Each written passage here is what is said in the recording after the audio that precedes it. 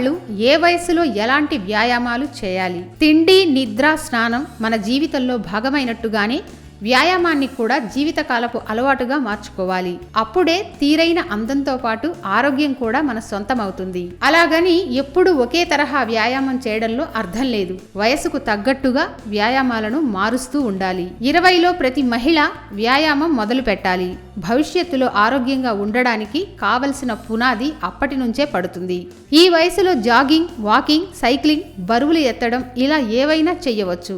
అయితే అన్నీ ఒకేసారి కాకుండా 3 రోజులు గుండె వేగాన్ని పెంచేవి చేసి మిగిలిన 3 రోజులు బరువులు ఎత్తాలి.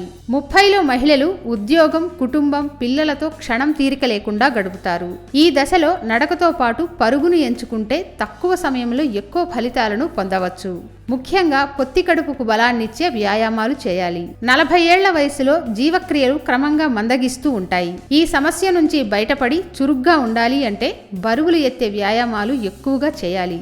దీనివల్ల ఎముకలు, కండరాలు ఆరోగ్యంగా ఉంటాయి. 50లో మోనోపాస్తో పాటు రకరకాల సమస్యలు ఎదురవుతాయి. రక్తపోటు పెరుగుతుంది, ఒత్తిడి దాడి చేస్తుంది. కాబట్టి గుండెకు మేలు చేసే వ్యాయామాలు, యోగాసనాలు వేయవచ్చు. ఆరోగ్య సూత్ర అనే ఛానల్ ద్వారా మీకున్న సమస్యలు గాని, మీకున్న అనేక రకమైన అపోహలు గాని తొలగించుకోవాలి అనుకుంటే సింపుల్ గా మా ఛానల్ ని సబ్స్క్రైబ్ చేసుకోండి. మా ఛానల్ పేరు తెలుసుగా, ఆరోగ్య సూత్ర.